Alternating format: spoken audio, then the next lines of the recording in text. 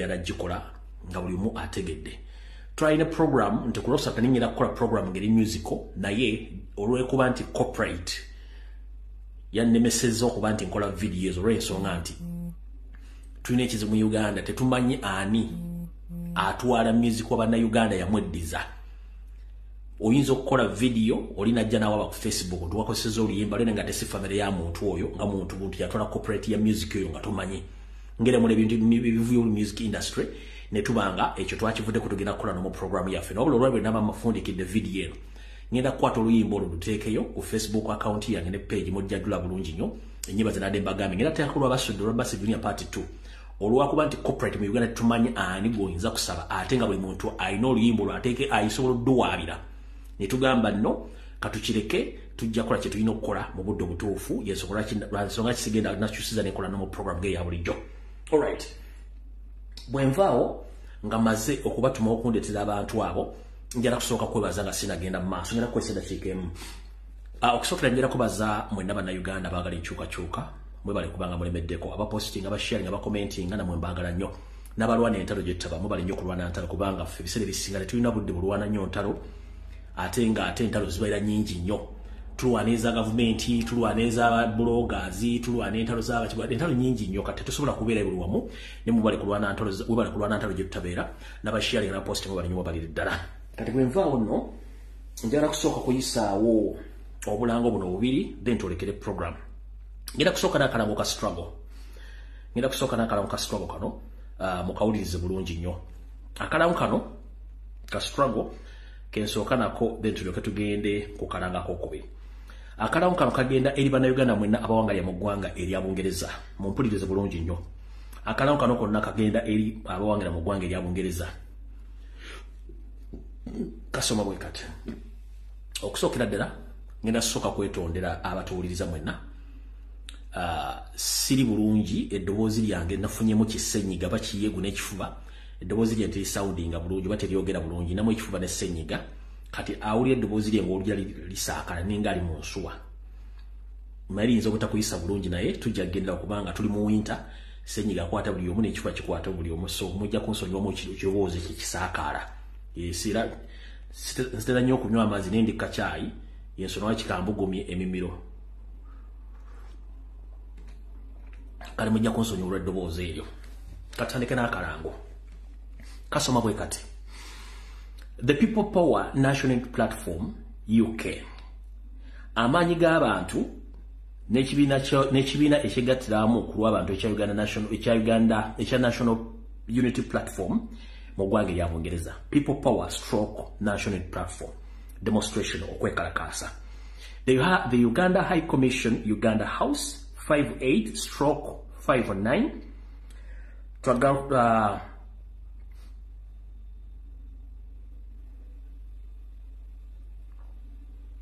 Trafalgar Square, St. James, London, WC2N5DX, Friday the 19th January 2024 at 11 a.m.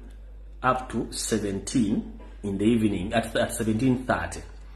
Demanding Dictator Museveni and the government of Uganda account for the missing and for the disappeared and free all political prisoners still in legal detentions and end kidnapping and rape, land grabbing, human rights abuses in Uganda. Ojagenda ku official website yawe obosobola okuba essimu eno +44 75 977 36065 okumanya ebisingawo. Kekana akalango mwenna ab'Ebungereza ejja kubayo kwekalakaasa ennaku z'omwezi 19 omwezi ogw'olubereberye omwaka 2024 kujja tandika ssaawa 5 kukomekerezebwe ku ssaawa ndozanga 10 n'emu n'ekitundu kujja kubeera ndoza ali ku Uganda House kano ke kalanga kasoose mwenna abantu abali Bungereza ke kalango kamwe ka National Platform / People Power mwenna mubeeyo mukwekalakaasa okunaba kuteekekeddwa ku lunaku lw'okutaano ennaku z'omwezi 19. Alright, bwe nkavaako ako mba ngenze kalanga akokubiri nti byokutandika video yaffe bulungi nnyo. Kana akalango kali kagenda mwenna abaagala okutambula. Akalango kano kasoma bwe kati TCSJI presents the International Climate Change and Gender 2024 starts on 7th and starts on 7th up to 19th of June 2024. The conference will take place at the Residence Conference Center, Toronto, downtown George Brown College, 80 Copperidge Street, Toronto, Ontario, M5A OJ3. For more information, you can contact Madame Doreen Kajumba on +1647 9290 either on direct call or on WhatsApp. She will give you more information about this conference. Kada tuba tumaliriza obulango, tuba tugenda buterevu mu kafirimu akatulese deni buli muntu akategere bulungi nnyo. Tugenda tandika n'akalowoozo, tugende mu Kigula Luggi, video tugibikule.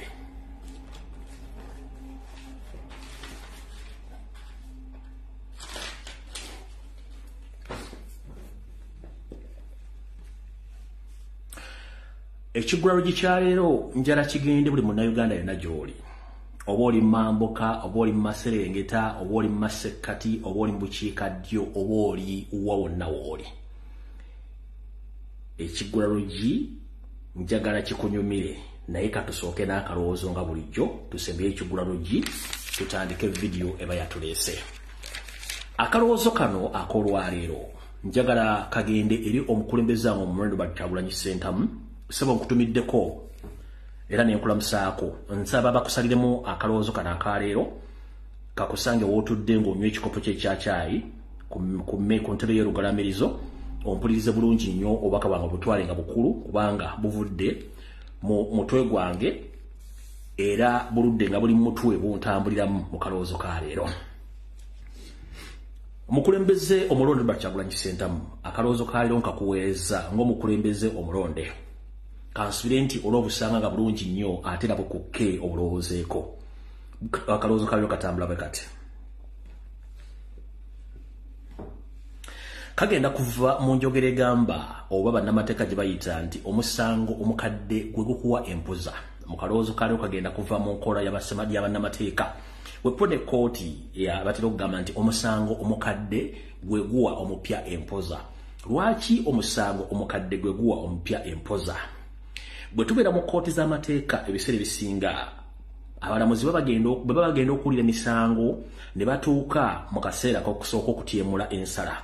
Bakozesa nnyo emisango emikadde egyefaananiza ku egyo egiri mu kaseera tegisalibwa kubasinziira ebiseera ebisinga okuwa empoza yaabwe. Ndowooza kati munfunye bulungi muntegedde. Bwe ngamba nti omusango omukadde gukuguwa omupya empoza kyemba ntegeeza. Sebo omukulembeze gwanga Bakyagulanyi Ssentamu nkulamusizaako mu kalowoozo ka leero, kansube nti oli bulungi. Gye baleko gy'otuusaako engalo mmanyi nti gikutawaanya ate olina mingi nnyo. Ne mu kalowoozo ka leero bwe ngambidde nti omusango omukadde gwe kuwa empoza, kale akalowoozo njala kakutuukire bulungi nnyo era okawulirize. Mu ngeri y'emu nga bwe tulina nti twatandika struggle eno mu myaka gye buvuddeko emabega. Twali abantu bangi nnyo mu mitimbagano ffe aboogezi. Kwaliko abantu abaali bavaamu obuuma be tuyita ba funders nga bano bo bakikola ku lwabwe. Twalina n'abawagizi bo nga bawagira ku lwabwe. Mu biti bino eby'abantu abasatu byemmenye, omwali aboogezi be tuyita ba bloggers, omwali ba funders be tuyita abavugirizi b'ensimbi b'otamanyaako, n'omwali ba supporter abawagizi nabo b'otamanyaako. Mu kalowoozo ka leero n'ebirala byengenda okwongerako njagala ompulirize bulungi nnyo ompa amatu. Oweekitiibwa President yali otwala mukisa guno okuwa akalowoozo kano kawulire bulungi nnyo katambula bwe kati. Nti nga bwe twolekedde ebiseera ebyakatyabaga mu kukyusa obuyinza mu ngeri yonna esoboka, taata ngenda kukusaba ompulirize bulungi nnyo nti omusango omukadde gwe guwa omupya empoza bako basinzirako okusala omusango omupya. Bwe twali tutandika struggle twagitandika bangi nnyo era abantu bakola omulimu ogw'ettendo ogutabangawo. Kino kyatuusa okusuza Yoseeri nga teyeebase era nga kunadde nga lumonde mu kikata nga tamanyi wawaakwata, tamanyi ani gwagenda kusiba, tamanyi ani gwagenda kusalako mugambo, nga buli muntu yenna ataddeyo ag'omu buto kubanga baagala enkyukakyuka naddala abantu abali mu diaspora n'abo abaali ekako waabwe nga bagudde kava bakola emirimu gino. Taata okulonda bwe kwatuuka bityo ebintu ebyo ne bigenda nga biggwamu amaanyi. Biraggwamu amaanyi nze kama kwogera nagamba nedda ekintu kye tukoleredde ebbanga sisobola kulaba kifettoge bwe kityo. Nensigala nga nkuma omuliro mu kyoto n'okutuuka olwaleero ekyoto kisigadde nga kikyalimu omuliro. Naye ntuulaawo nganze amanyi eby'obufuzi nawwa eggwanga lino gye lyolekedde singa tetulirwanirira. Nensaba mukama wange Robert Kyagulanyi Ssentamu mu President osooka otunulemu naawe weetegereze ng'oli mu biseera bye eby'eddembe. Olutalo luno gye twalutandikira ne we luyimiridde olwaleero twali aboogezi ku mikutu abasukka mu 100. Abasukka mu 100 nkiddamu ng'era buli lunaku tukola vidiyo ezisukka mu 100 enkambwe ennyo. Naye mu kkubo muno mwe tutambulidde okutuuka eriyo abaalya ne banyampulukuka ne bakuba n'empiya ne bagenda tubamanyi gye bali. Naye eriyo abaayita eyo kasirise ng'omukadde akogga ne bafa. Baalina ensonga ze bataasobola kwogera kuba tebaafuna budde.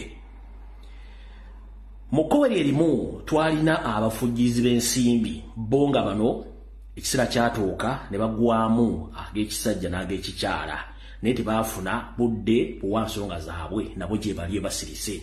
Twalina abawagizi bangi nnyo era bakyaliyo nabo abamu bali eyo basirise nabo teri yali ababuuzizaako kiki kyatuukawo naki kigenda mu maaso. Kale butyo President ngenda kukusaba nga twolekera olugendo luno oluzibu ennyo okusinga luli olwasooka. Ngenda kukusaba otule wansi ofune abantu beweesiga ennyo. Otandika okukola kye tuyita otandika okukola kye twandiyise okukwiraageranya ebyaliwo mu ntandikwa n'ebiriwo olwaleero. Kubanga tulina abantu be tukyetaaga naye nga balina ensonga lwaki baggwamu amaanyi era baazikira. Olw'ensonga nti kizibu nnyo okutuukako ate nga buli muntu tumwetaaga.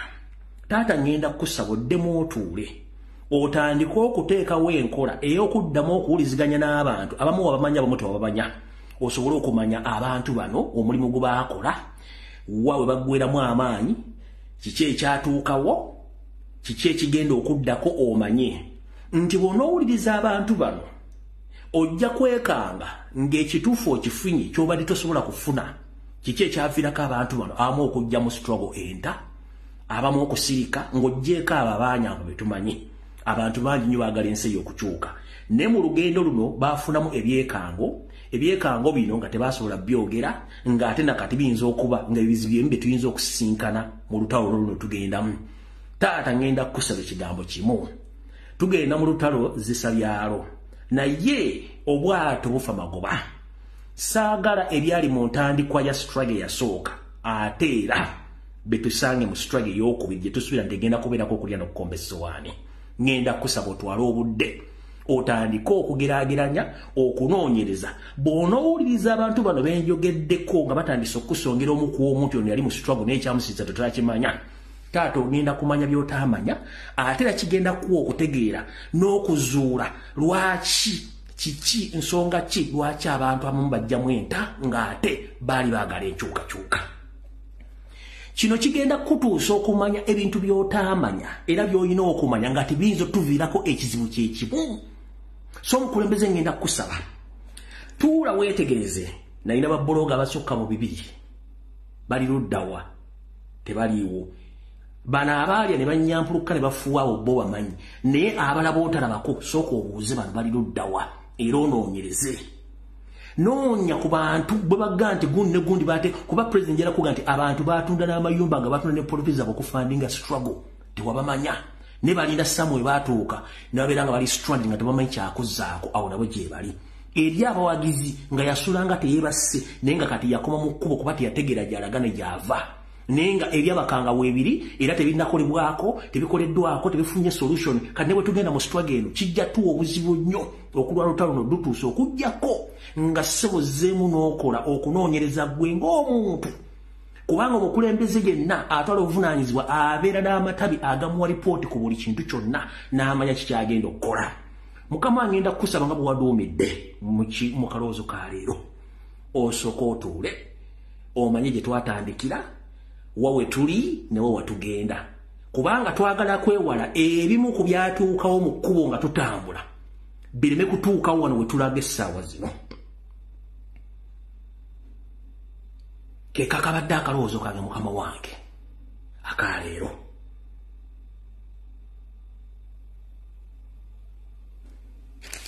tugenze mu kiggulano gye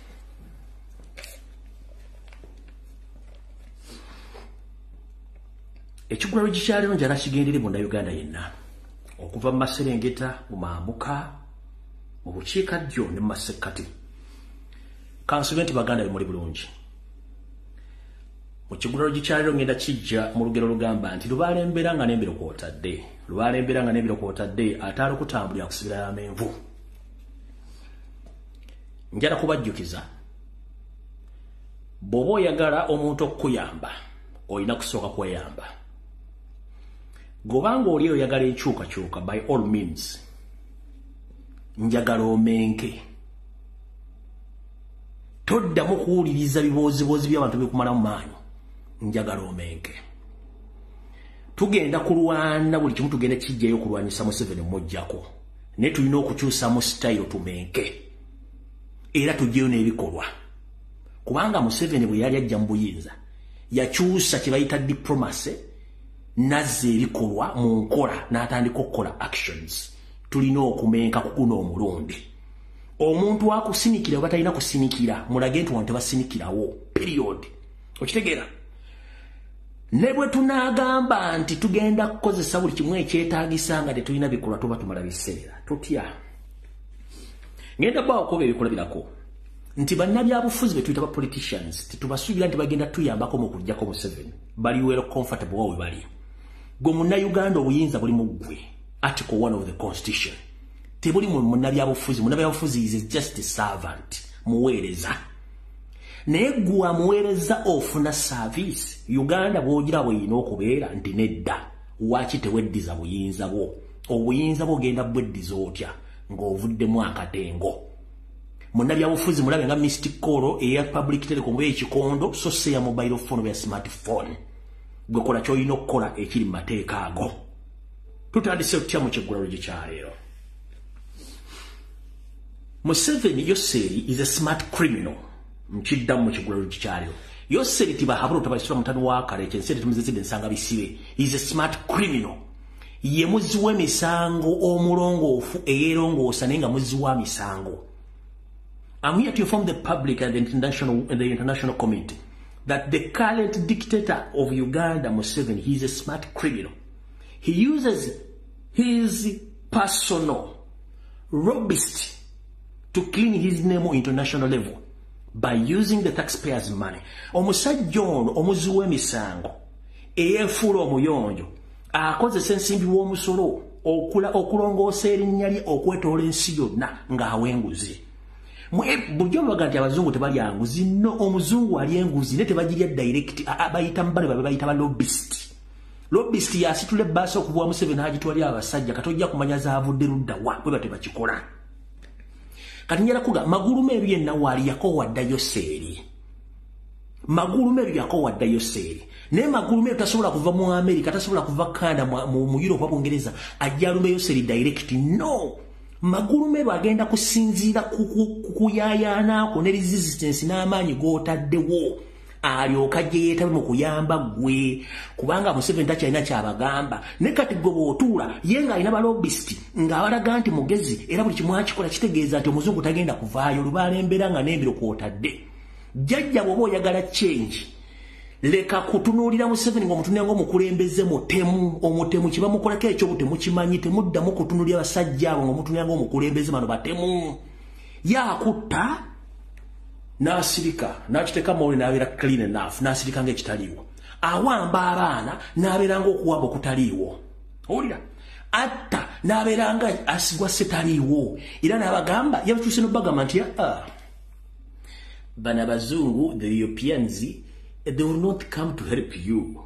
No, because this is a Republic of Uganda. So, this is Africa. It's independent. So, akugamba, nti omuzungu kubanga akimanya akozesa balobbisti omuzungu agenda kujja okuyamba kuba omuzungu nabagamba nswera enoonya kiwunya.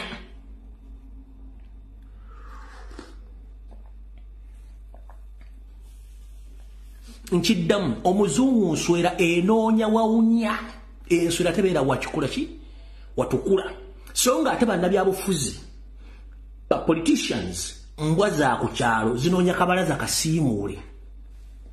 Nkiddamu ba politicians mu Uganda mbwa za ku kyalo ezanna maaso zinoonya kabalaza kasiimuule. Embwa tebeera kabalaza kacaafu.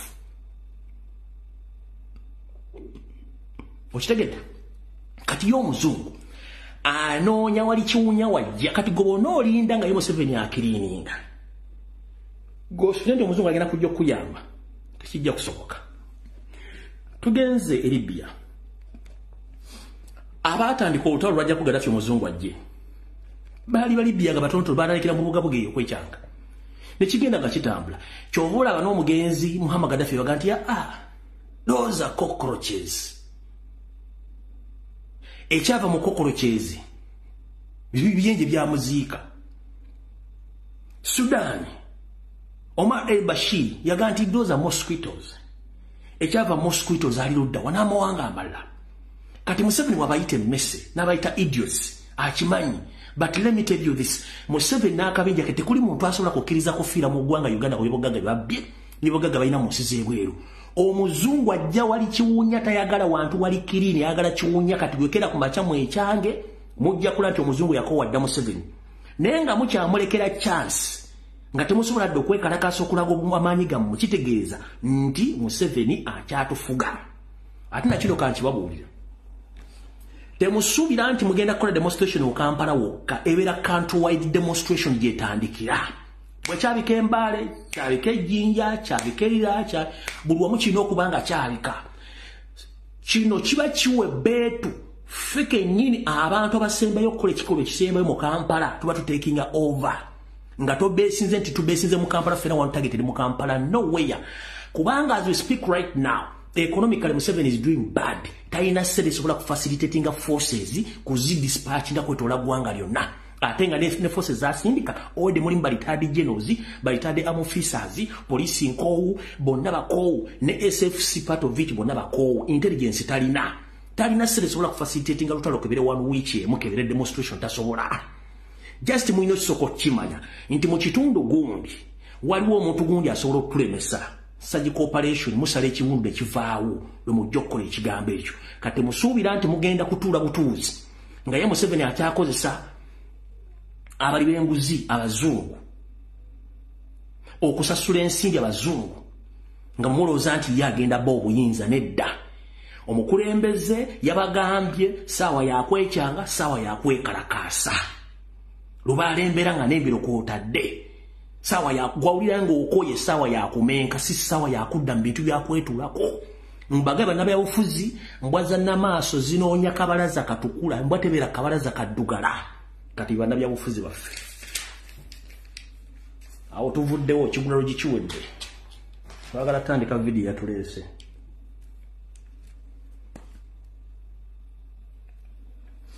Tutandise tutya kasuleti nobati mawa atuuse. Katandike nobati mau atuuse. Video esimbudde etandise. Mu kalulu kali akagwa akabiri 16 kebabba omwalimu Amawa Mbabazi n'abala. Kooti ya Ssemateeka yalagira nti akalulu konna kagenda okuddibwamu balina okuteekawo kye tuyita Independent Electoral Commission nga ekitongole kivunaanyizibwa ku byokulonda mu ggwanga kyeyimiridde tekirondebwa yoseeri. Era n'amateeka gafuga ebyokulonda galina kukyuka nga mapya sigana agaliwo. Museveni nayigino walinga okuteeka ekintu ekyo mu nkola. Ne tugenda mu kalulu. Ne tukayigamu bintu bingi nnyo. Museveni kye yakoze okujoga kwajoga nga afunisa malayo olubuto kubanga bufunisa malayo olubuto akatalo bo kasata agenda kukola omuli akasalo supermarket bo jiggadde. Kati Museveni tajoga afunisa malayo olubuto. Kubanga sitofunisa malayo olubuto akaduka bo okaggadde mpaka lwa nazaala akana kaweze emyezi nga 8 ali kadde mwagule wa kaduka ake. kati Museveni chiyakola n'atuguumaza kati olwaleero Speaker Anita Amongi yaita Nobati Mau n'amugamba we are heading towards the elections, we should implement what the court ordered. So Anita Amongi yaita Minister wa Semateeka Nobati Mau n'amugamba genda otule mu chambers of ministry mutandiko okukola kye tuyita constitutional amendment ezifuga ebyokulonda ozirete mu parliament to discussing ko tuziyise. Nobati Mau time gye bamuwadde tayina kintu kyonna kye yali akoze kyeyakola yasirika mu kusirika kyeyavaayo okwogera yagamba nti tayina sente zisobola kukola electoral amendments court ze yalagira okukola. Kino lwaki yakikola? Yakikola olwokuba akimanyi nti Museveni he is a smart criminal. Whatever idea comes across his face ngemufavalinga jagikozesa. Akimanyi nti 90% of all politicians in Uganda by job seekers, they are waiting for elections to bribe the electoral commission officers. Bamulangi ni chairman of C5, member parliament, chiba chuwede baba tebabanja. So singa tubadde nga tulina omulanga gonna gwa kukyusa gwanga era nga tusobola okukwata ekintu kino Nobati Mau sawas lwandi baddewo looya oba bannabyabufuzi abawaabidde ddala Nobati Mau okumubuuza mwagala twala gwanga mu kuyiwa musaayi lwaki kooti bwe yalagira high court mukyuse ebyokulonda wagaana era wano badde walina okuva spaaka. Lwaki wava spaaka? Article number 3 Musemateeka w'eggwanga ekugamba ti singa olaba nti kooti z'amateeka tezikyakola constitution ya Uganda bagitabangudde nga tekyalina makulu oli waddembo gitaasa ng'ogitaasako abagijooga era ekuwa obuyinza okukozesa buli mwanya gonna agasoboka. Gamba mulimu okwekalakaasa okwo tekukyasobola, mulimu okuteeka petitions parliament tekukyasobola. Article esemba yekugamba nti osobola okukwata omugemera wala n'ogema abakuli ewala batasobola kutuukako. Tuddeyo mu 1980 akalulu kawangulwa Dr. Paul Kawanga Ssemwogerere. Paulo Muwanga n'akakwasa omuyaaye eyatwala obuyinza.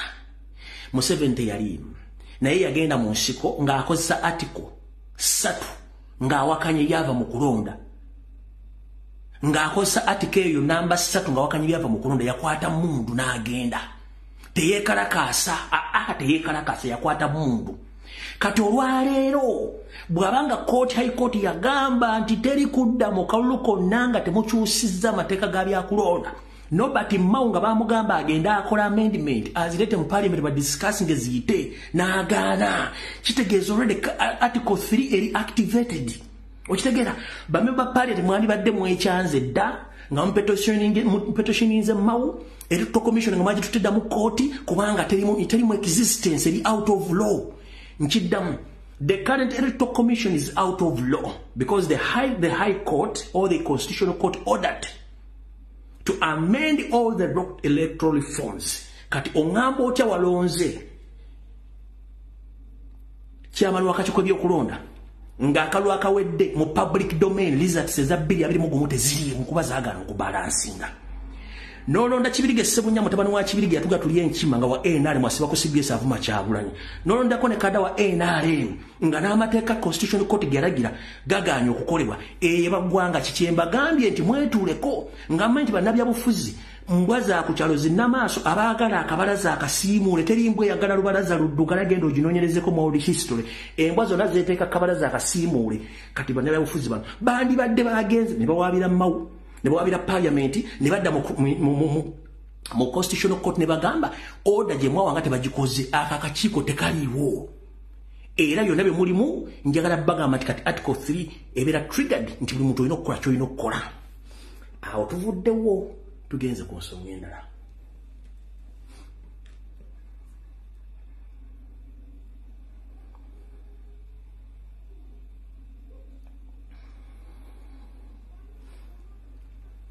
Nga netunafundikira wantu awo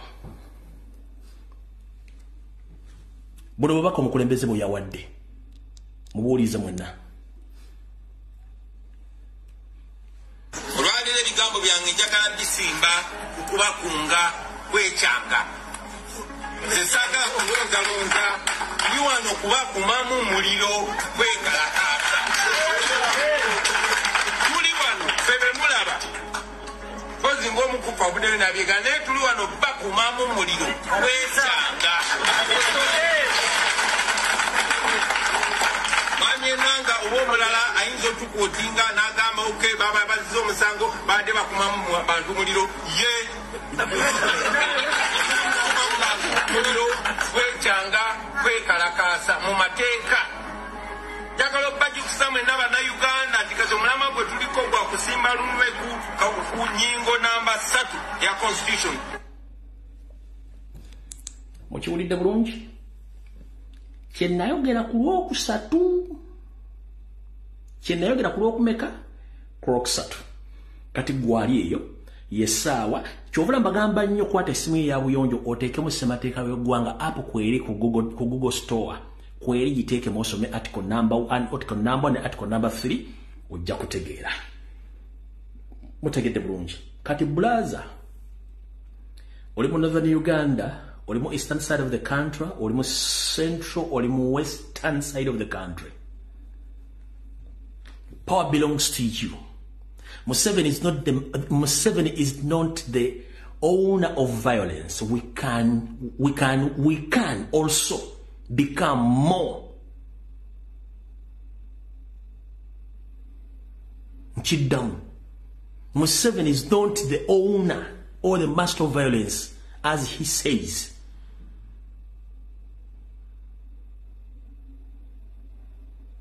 And he thinks that he's above the law. We've tried all our level best to be patient in each and everything. But Museveni thinks that he's the master of violence. As he says, that is wrong. Power belongs to people. And it's high time to exercise our rights. It's high time to exercise our rights. That country belongs to Uganda, it's not to Museveni and his family. Museveni is not a Ugandan. Each and every person in Uganda knows that. The late Dr. Milton Obote openly said that Museveni is less concerned about all the political issues in Uganda because he's not a citizen of Uganda. So if you see a person says that he's the president and he's the alpha and omega of politics in Uganda because he's good at bribing, kidnapping, killing. So you think you are the alpha and omega of all political ideologies in Uganda. That is wrong. We should, at this moment, exercise our rights. That is our country. Bana Uganda banji bali mu diaspora bakoye basajja batomuzira go bakuba bakoye bafiridwa buli kimu bakoye enebwe lutebereka bajjajja ababuulira so mbategeeza kino ekintu tugenda kijje bayino kitegeera tugende ku level endala. Out of the war.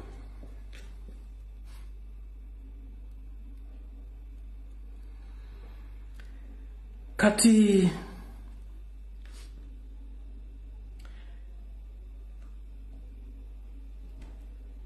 njagala kusooka kuteeka bantu bano balina okujja.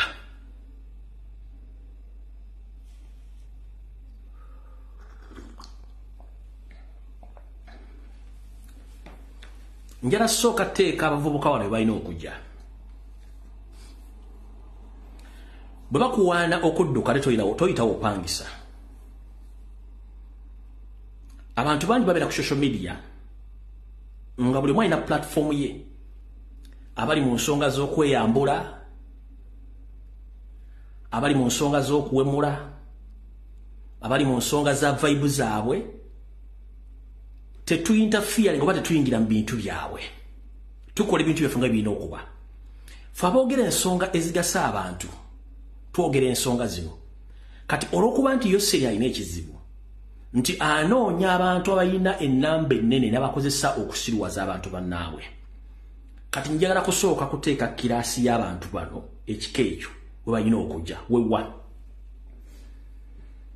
Buli otwogera ku nsonga zonna mu ggwanga ezikwatagana n'eggwanga engeri gye balibbyemu ebeera y'abasajja n'abakazi abakozesebwa okujja okubuzaabuza abagoberezi baabwe. Njala sooka bagamba nti abantu bangi batambula ku social media nga boogera ebigambo bingi. Kati njagala nsooke mbaanukule muwulire bulungi nnyo. Ekisookera ddala nakola video ndozoba last week nengamba ati ekisawe Entebbe kyatundibwa dda oba kyagenda nendaba y'abantu nga bajja ku social media boogera ebigambo bingi naye kambaddemu bannyabo ne bassebo ekisawe eky'Entebbe kyatundibwa dda era ekisawe kino mu ngeri y'enkokutu ensimbi zonna ezivaamu n'ebiragiro bikolebwa ba China lwakuba tebasobola kibagamba yensonga lwaki twogera ku kisaawe ekyo gavumenti ejjayo n'agombuto bwe tasindika media ze Uganda na papula z'amawulire esindika abasajja abatayina ndowooza ku byabufuzi ne bajja ne bajoogerera tujjukira nti nnaku z'omwezi mukaaga omwezi ogw'omunaana omwaka 2018 kyasitulayo seriti bahabura otapasula mutano wa Kareche nseta president sanga bisibe nanyini kabuyonje tambula ne mukyala we Janet Kembabazi mama of enterprises ne munywanyi waabwe Sam Kahamba Kuteesa n'abalala ne basituka ne bagenda mu ggwanga erya China okwogerezeganya butya bwe bagenda obutaleekanya ennyo kintu kino butaswala eri ggwanga omanyi nabagambye Museveni is a smart criminal. Being a smart criminal, he doesn't want to be exposed. Museveni is a smart criminal who doesn't want to be exposed. That's why he keeps on funding diversion, blackmail, propaganda, divide and rule to cover up all his dirty games. Mu mwaka gwa 2018 era kusoma zali mukaaga omwezi gwali gwa 8 mu baseera bidde mwaka 2018 China leetadde Uganda ku ninga esasule obukadde bwa $2 2.7 obwagiremu okusasula negamba genda tola mu kisaawe kati Museveni kyakola n'agamba no katusituka tugende tuwoyewoye ekyantu tugambe nti kale tetugenda kukkiriza kisaawe kino kiganti China yakitute mu mawulire katukkirize ekisaawe kino mu kisolooze era mu kikoleko buli kimu kye mwagala indirectly nga na administration abantu balaba yabaddugavu naye nga indirectly ekisaawe kya China so bwe kitwe kyali bakikola nga nakusoma mwezi mukaaga omwezi ogw'omunaana omwaka 2018 era delegation yagenda bulungi nnyo mwaibwe tuba tusomesa abantu wano bategeeza twagala tubawe reference tubategeeze era tubategeeze basooke bategeere bulungi nnyo ekyo kye kimu ku kifaananyi okira bulungi nnyo abaagala information ekwata ku bino ojja genda kugola Moses era ojja gifuna bulungi nnyo kansuke nkuzumbiringiremu wano ogira bulungi nnyo yiyo information kati bw'osanga bavubuka abajja ku social media okutandika okusala omugawolo ko bawadde ssente bambi ngenda basaba musooke mukolenga okunoonya batumye byabufuzi ng'oli bitu byakweyambula kwekuba make up musigale mu ebyo ffe tusooke tunule eggwanga tujja kuba platform eyambule mukole buli kimu mwe abadde bawakanya ku kisaawe ky'Entebbe mbaggadde temuddamu kuwa bantu information gye mutamanyi kubanga ffe tuludde mu kintu kino tukiruddemu oyo gwe bayita smart criminal. Museveni is smart criminal alabisa ekintu ng'ekitaliiwo kati njala sooka kuzzako katole okootegeere maife tulula okusomesa abantu batu bategeeze kubanga history andi mutwe kati gwe muvubuka ali eyo njala sooka kutegeezeera osooka otegere bulungi nnyo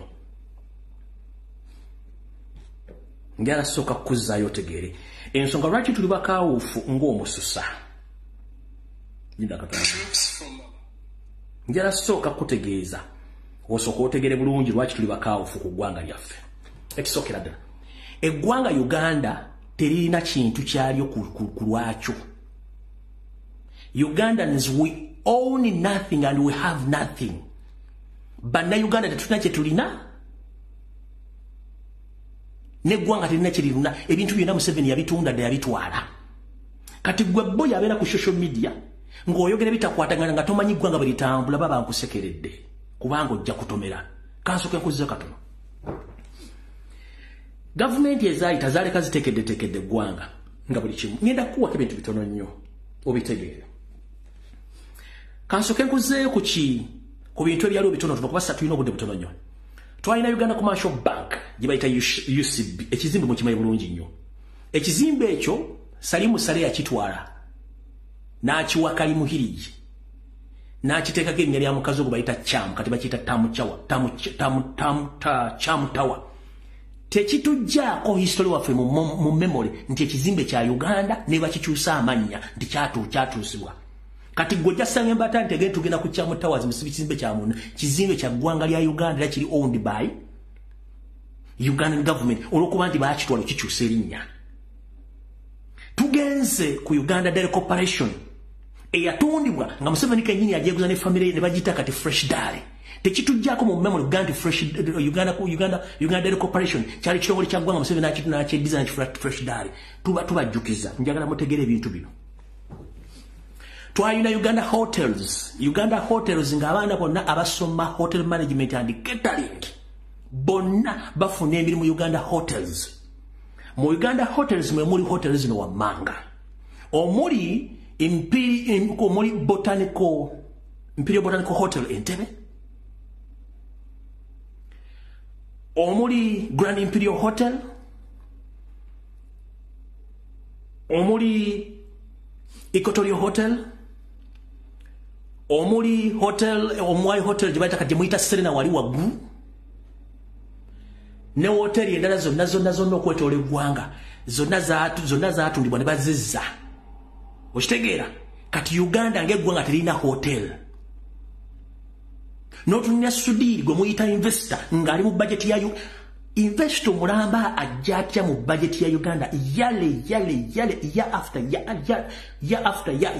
ya Sudiri abeera mu budget ya Uganda nenga investor ne muyisa sente muzimuwa awo tuvuddeyo tugenda mpola. Kati kankuddizeeyo mukulu mwaye muli baakujjukiza nnyo.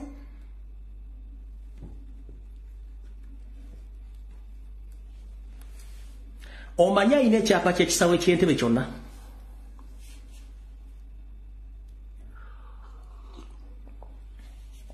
Omanyi alina ekyapa ky'ekisaawe ky'Entebbe? Zino program siza kwesiga bizigo siza kwesiga lipsticks meri China, no. These are national matters. Kati kankusomese. Ennyonyi gye mutijjirako ennyonyi gye mutijjirako simanyi Uganda Airlines. Kati kankutegeeza otegeere. Eggwanga terina kyeririna. Ennyonyi gye muyita Uganda Airlines si ya Uganda, ya Museveni ne family ye. Naye to remind you okujjukiza. Abasajja bano bagenda mu kittavu ky'eggwanga ne bajjayo obukadde n'obukadde bw'essente ne babussa mu bizinesi ey'okuzzaawo ennyonyi y'eggwanga Uganda Airlines. Naye kikwewunjisa nti eggwanga Uganda lirinako 1%, 99% of all shares za Museveni, family ye ne baminisita bamu. Uganda Airlines ezolaba zino zibomba eddiya n'obunyonyi obuli obutategerekeka. 99% of the shares belongs to Museveni and his family. Uganda obukadde 45 bulinako share egi. Bino jagamba nti mbyogera kubanga ndi mukunywa chai. Biri mu archive genda ku Google.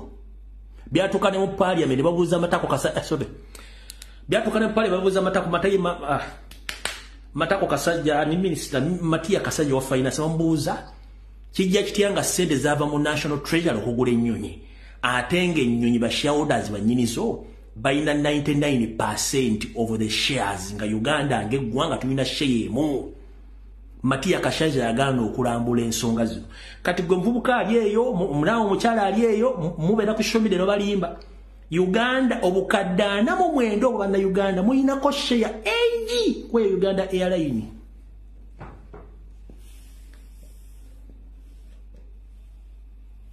Ezo ennyonyi ezigenda simanyi muyinako share egi. Bwe guba omutwalo muyinako siringi 10. Nenga sere zava luddawa zava mu national treasury. Nzijja tetunnaba wantu kyagenda twazze basomesa mutegere bulu lwaki tulina obusungu lwaki tagula Museveni aveeko.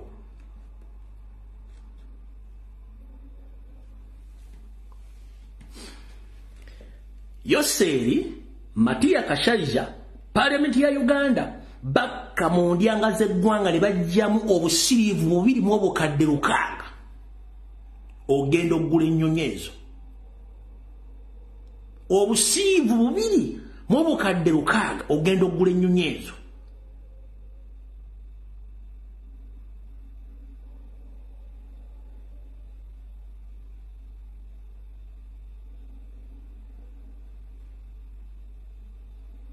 awo tuvuddewo. Tugenze ku mafuta agali e Bunyoro. Gano gasizza buli Munyoro yenna okubula omumala ku planet oba ku map ya Uganda. Njagala ulize ka video kano kokka ojja kutegera nti ensonga ze twogerako ku mafuta ga Uganda. Uganda einako ebitundu 15 ku buli 10. Ebisigadde byonna si bya Uganda. Nebitano ku buli 10. Sente bukyanga batandika gasima. Tetufuna ngalde omuno ogulayo ensawo ya kasooli.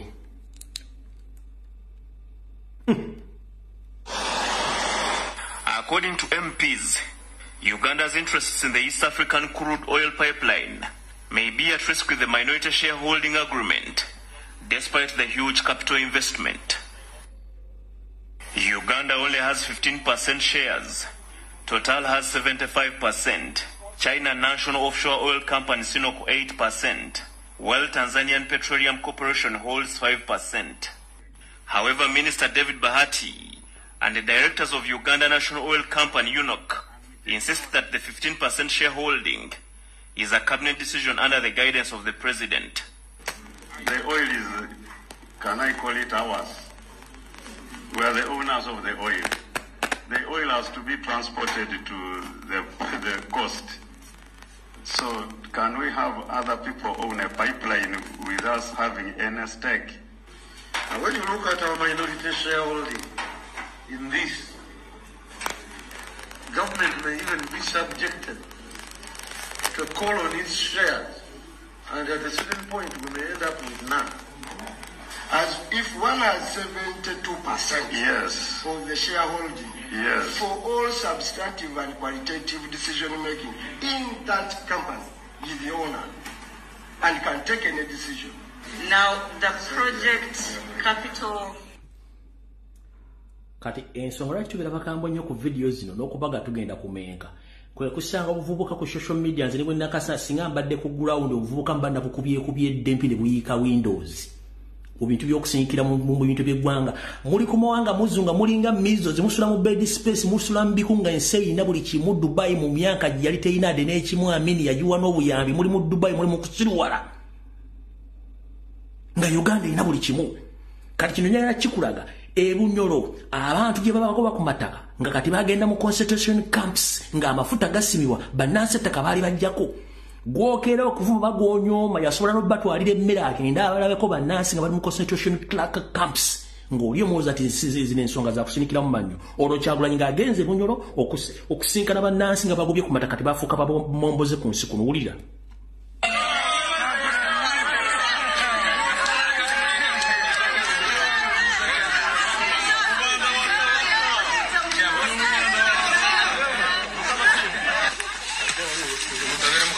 Ezo concentration camps.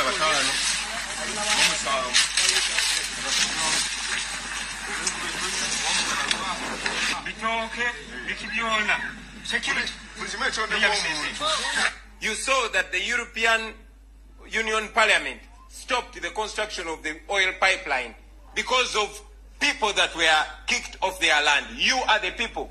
So speak out. Mogere, abantu baleme gamba awo yo Bobi Wine n'aba people power balimba. We have brought some little food to support you for a very short time, but we want to call upon all kind-hearted Ugandans to follow suit, to give assistance to fellow Ugandans that are being kicked off their land.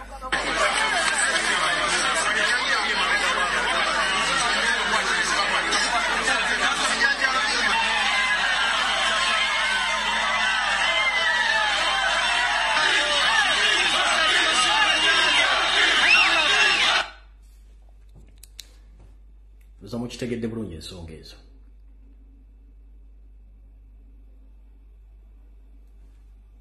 Awo tuvuddewo twala tugende ku nsonga endala. Uganda ze zimu ku nsi mu East ne Central Africa Katonda zeeri awadde buli kimu ekyetaagisa okugaggawala mu bbanga ettono nnyo. Naye olw'abakulembeze abeeyagaliza buli kimu bakyonoonye. Era ne bateekawo embeera y'okusirwaza abantu batandika okusirwala. n'amalwaliro ge twali tulina eddwaliro bayita specialized referral hospital Mulago hospital likyali lya Uganda bali leasing eby'abayindi edda twalina engombe egamba nti oyagala ebyowerere gende Mulago kati genda okyame Mulago owulire ku ssente za Uganda esoma mu national budget every year obeera mu ssente z'okugula eddagala ey'abanna Uganda okwetoola eggwanga lyonna essente zino zigibwa mu budget ne zigula eddagala ne balitwala mu Uganda medical stores bwe liva mu Uganda medical stores ne balitwala mu first pharmacies okwetoola eggwanga lyonna nga first pharmacies zino za Geneti n'abantu abalala gwe share yo ku ggwanga eriruddawa tulina gold reserves okwetoola eggwanga lyonna nga muto wa Museveni gwe bayita Toyota Toyota ne Salimu Sale be bamanaginga gold just abantu babiri ku lwa Uganda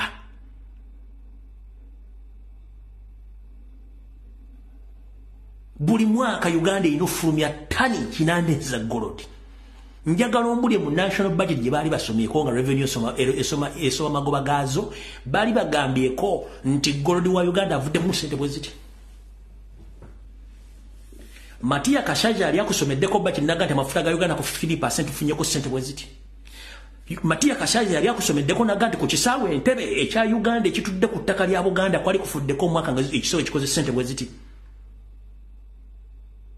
amayinja g'omuwendo ge tuyita diamond amayinja g'omuwendo ge tuyita mabo agali mu bitundu bya Kalamojja gye bali mu kuttira bannayuganda Matia Kashaja yavudde n'akuga nti Kalamojja okusinziira ku mayinja agavaayo mu budget ya Uganda ne ssente income ze twagafunye mu mvuwamu ssente bwe ziti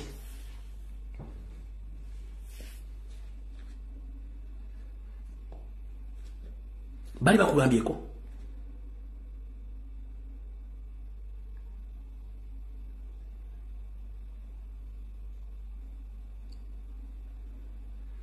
twalinanga ekitongole bakira Uganda Fisheries kyekyali kimanaging ebyennyanja byonna mu Uganda kati ennyanja baagiguza bayindi n'abachina kubanga baali bajja local people mu kuvuba kati ne baddira abachina n'abayindi ne bakwasa UPDF okubawa security ne bajjako ba locals ennyanja it's a gift from God whereby muna Uganda yetaga capital wagula engine na lyato n'atandika okuvuba n'agaggawala era kyokula twalina engombe egamba nga nti ssente oziryanga muvubi kubanga yali yeetaga bwetaazi lyato na yingini abala tebabanga na yingini nga staff n'eryato n'enkasi obutimba ng'agenda avuba kati ssebo kikwetaagisa okuba n'eryato ne yingini ne weewandiisa n'oba ne number plate ebyennyanja bw'obijjayo can you imagine ebyennyanja bw'obijjayo you are not entitled to sell those fish at your own pressure. There are some companies which are supposed to purchase those items from you by force, by all means. Gwendera kubuuza edda twagulanga empuuta n'ogirya n'ennooni n'ogirira mu kati okukwata n'ennooni musango gwa Naggomola.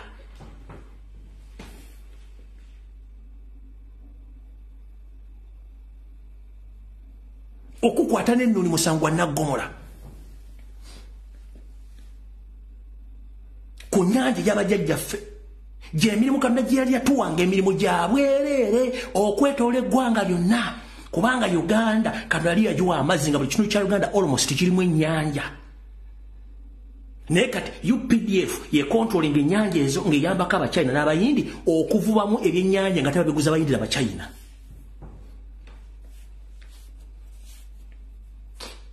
essaawa zino twogerera olukuŋŋaana lwa Namukwaya Ouli ewa Sudiri. Owolo mwe batudde n'ebizimbe byonna sereza muwa musolo. Ngera kubuuza. Wichi nambe mabega ku Ntebe Road bamenye bizinesi z'abantu. Bagadde amaduuka g'abantu. Bakutte boda abantu bali mu makomera. Kubanga olukuŋŋaana lwa Namukwaya lutudde naye omuntu ajja kubuuza. Olukuŋŋaana lwa Namukwaya luyamba ki Uganda era luwongera ki ku munnayuganda wa wansi njagala obuuza Museveni Yoseri nti olukuŋŋaana lwa Namukwaya luyina value addition ki ku ggwanga terulina kubanga ye ayagala kusiiga kifaananyi eri eggwanga nti eggwanga liri mirembe era lituuza. In fact, let me tell you this. Namukwaya zezimu ku nkungana z'abafere abali ku international level era ezenkungana balobinga ndobingi kibayita okulobinga okimanyi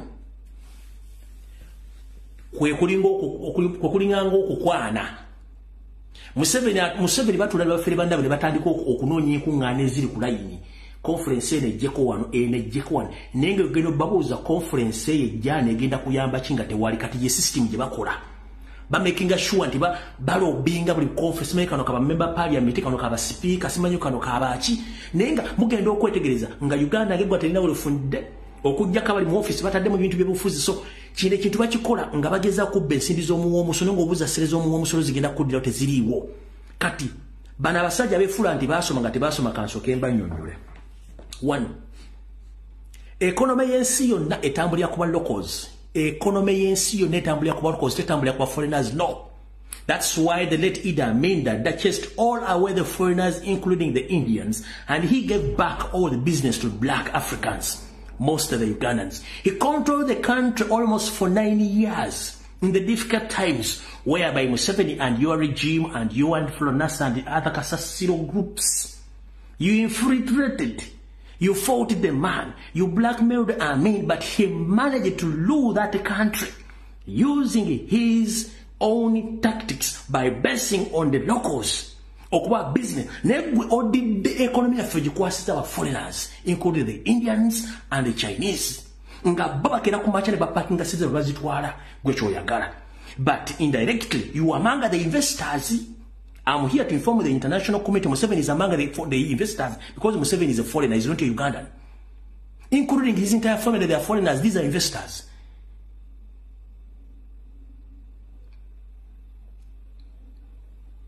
Museveni is a smart criminal.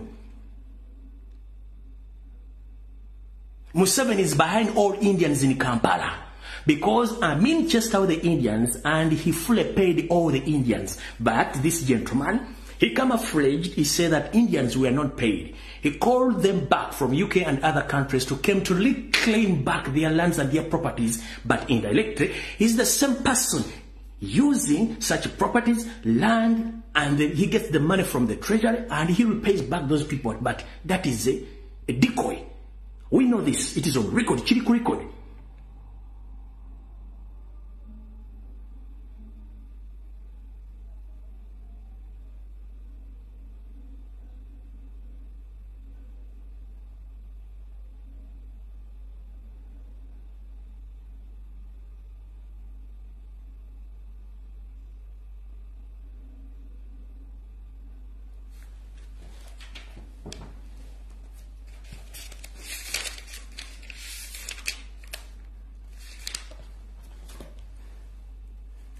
Kati mu bakulu abaddeeyo ne mutandika okusala omugambo kubanga mwagala kukola bintu babategeere tubategeeza zino ensonga za ggwanga tugenda kumenka buli muntu yenna asinika ebinyo mu nsonga z'eggwanga nga generation and generation they are going to face problems nga tudiringa n'abantu abeefula nti bategeera nga tebategeera tugenda kukyusaamu boyi wange mbabuulira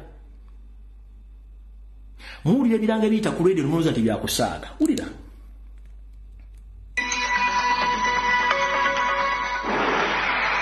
mugakulembedde amasengejja olunaku olwaleero Uganda yanditundibwa ku nnyondo singa teyeefubaako okusasula amabanja agagituuse mu bulago alipoota y'omubalirizi w'ebitabo bya gavumenti etiisa 96.1 trillion comprising of domestic stock of 43.6 trillion and external debt stock of 52.4 trillion.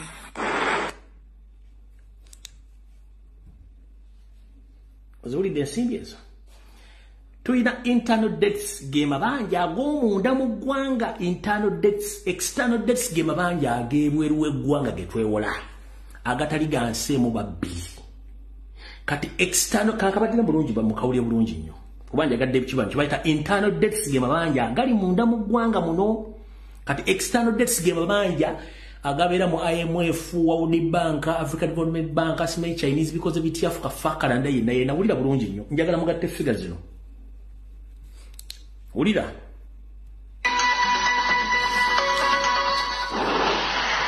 mugakulembedde amasengejjo olunaku olwaleero Uganda yanditundibwa ku nnyondo singa teyeefubaako okusasula amabanja agagituuse mu bulago. Alipoota y'omubalirizi w'ebitabo bya gavumenti etiisa. 96.1 trillion, comprising of domestic stock of 43.6 trillion and external debt stock of 52.4 trillion.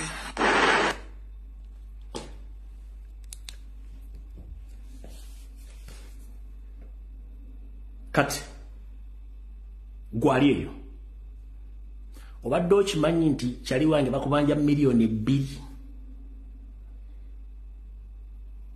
ez'ensimbi za Uganda. Obadde okimanyi nti kyali wange bakubanja miliyoni 2 eza Uganda zootalyangako.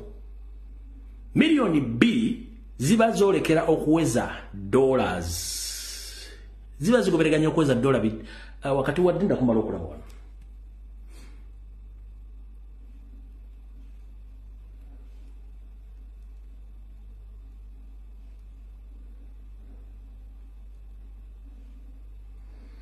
Baba kubanja dola 5.5 if I'm not mistaken.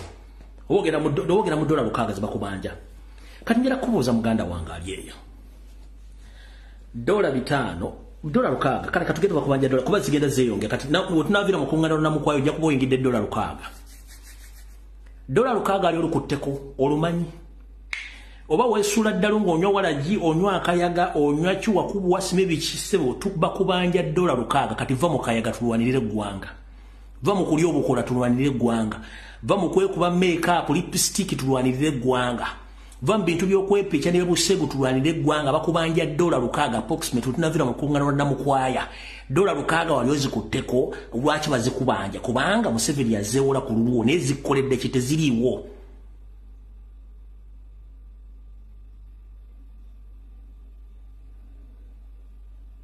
Gwe ne boone kubyenjaga ojja kusasula ssente ezo olimba. Ne boone oli akakoolo ojja kusasula olukaaga olwo. Ne boone olinya n'ogenda Dubai mu bed space ojja kusasula olukaaga olwo boy wange olimba.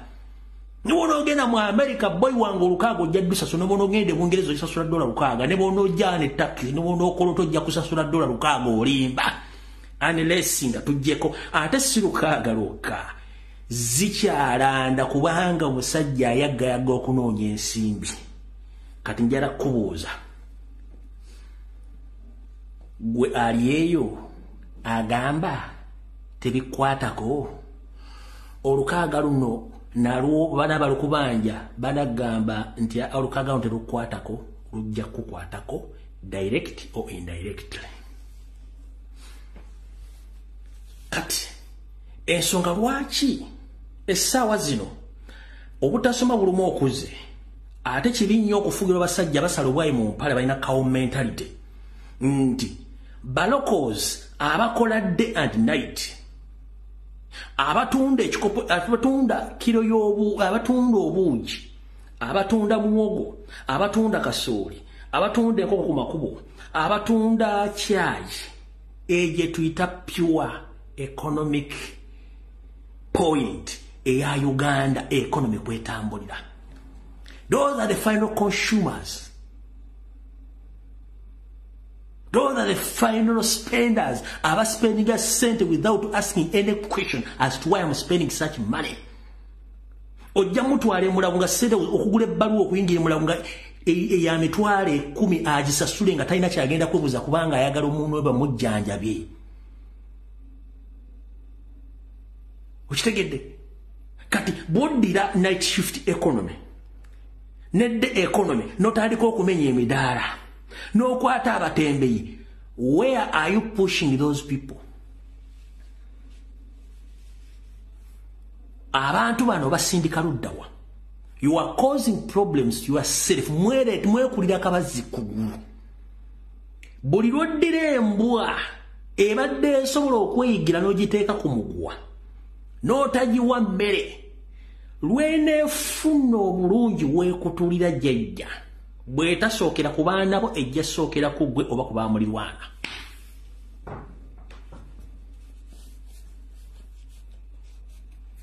Nkiddamu eyo embwa gy'olumya enjala essaawa zino omenya emmeeza z'abantu obajjeko buli kimu amaduuka ogaggadde kubanga namukwaya yazze atana kyagenda kukyusa ng'oteekateeka okuteekawo akalulu ak'ekifuula nnenge kuba gwe gwe master of violence. Nze ngamba tayimu yammwe eweddeko awo tuvuddewo. Kati kansulenti omukulembeze wange otuuse mala okuyisawo information eno then tulyoke tugende ku nsonga endala kubanga saagala tulwe wano. Ku bintu by'e Congo njala bawo update kati ekikuba Museveni si majega Congo wokka. Ekikuba Museveni ne Kagame si majega Congo wokka.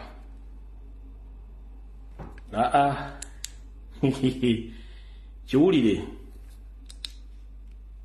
Troops from Malawi, Tanzania, and South Africa are in the east of the Democratic Republic of Congo to support the Congolese army. The troops, known as the Southern African Development Community Mission in the DRC, are led by a commander from South Africa. They will be working with Congolese forces to fight armed groups in eastern DRC. The region has about 120 armed groups fighting over land and the control of mineral resources, but the most deadly of them is the M23 movement that has captured swathes of territory in North Kivu province since 2022. The deployment of the Southern African forces is in line with the principle of collective self-defense adopted by the 16-nation trade bloc. The troops have replaced soldiers from the East African community who were ordered by the Congolese government to leave the DRC for failing to fight the M23 rebels. The arrival comes as the DRC awaits the confirmation of the results of the presidential election by the Constitutional Court. In December... Ne munne pirate kibakuba tebakimanyi sadaka yeba kuba tena gibagamba de kuba temayi bidongo byanze nwe kuba bajja bakuba mpaka Kampala mu mulindeze mbabulira.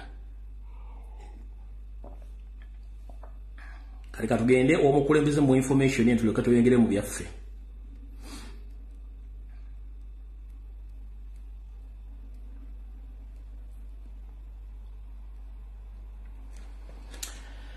Kano omunaka president so mukulembeze wange kansubira nti oli bulungi neno information yo. Anjala kutegeeza n'okusaba okutegeeza nti okwetolola amaka w'osula waliwo emmotoka ezipatrolinga ku mulirwano newo okuva nayasanguza emmotoka zino ebbiri okuli eno UBD 224W eyo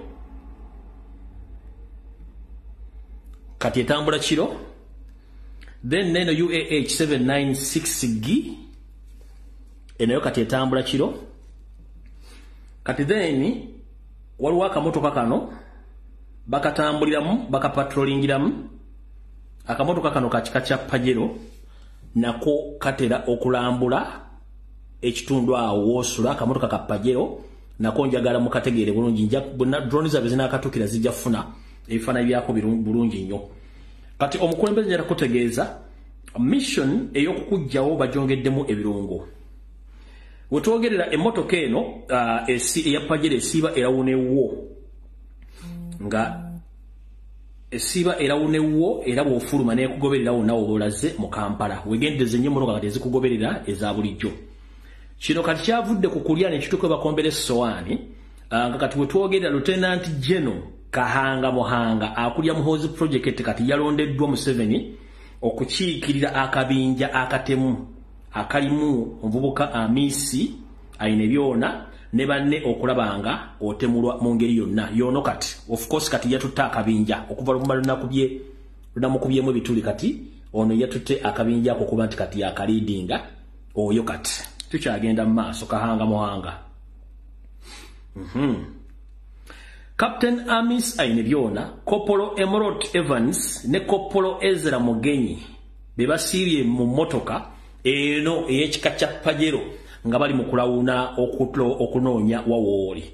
Nabaleeterako Kopolo ono Kopolo Emerald ono yono wano nambaleeterako yalina n'obwana ono y'omukubbo kati baakuleetedde n'omulago bayongedde ka squad kano.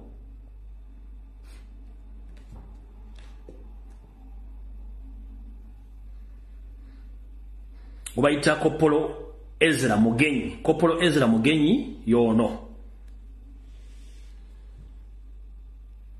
Oye Kopolo Ezra Mugenyi.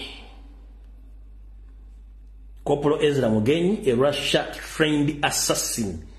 A Russia-trained assassin. Oye Kopolo Mugenyi, yoye nyini, nano kamubarage bulungi nnyo mutegeere. Naye wa SFC, yo Kopolo Mugenyi, naye wa SFC. Katike kabinja akakutambulirako nga kakwetolodde ku biragiro bya Kahanga Muhanga. Kati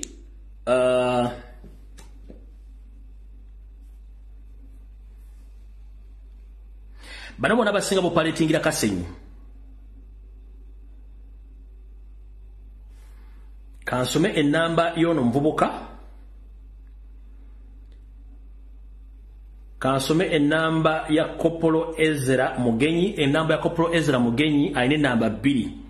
Ulira aine namba ya 0788 13 4993. Aine namba ya 0704 33 86 44. Muziwandikaawo. Kopolo Ezra Mugenyi gwembalazeeko wali aine simu 2. Aina eya MTN ne Airtel. 0788 13 4993 eya Airtel. Aina eya 0704 33 86 44. Oyo mukubati akabo akabinja akakulondola. Kati ono ye kati njagala gundi guno mukono gwennyini gwa didigi nga wa instructions okwe deploying omuntu omula. Kati didigi njagala wakane guno mukono sigugwo.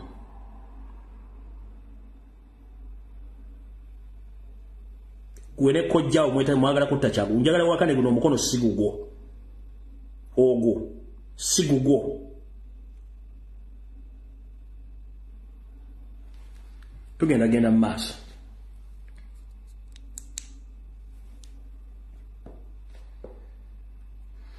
Kati njagala bawa enamba ya Lieutenant General Kahanga Muhanga tojijjaako gwe munyalwanda gwe.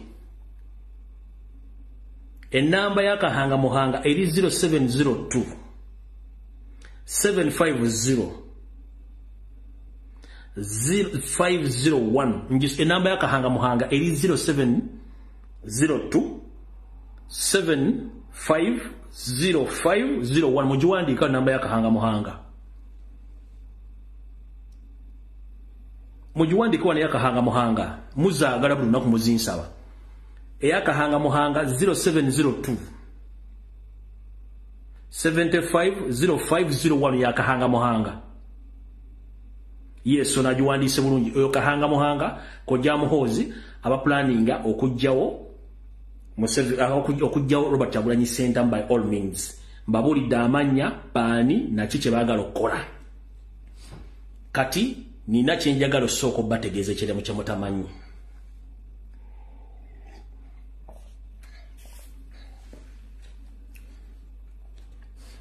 Waliwo enkola empya mu Uganda naye nga Bulaaya ebaddeyo n'ebifo ebirala gibanyonyola katono.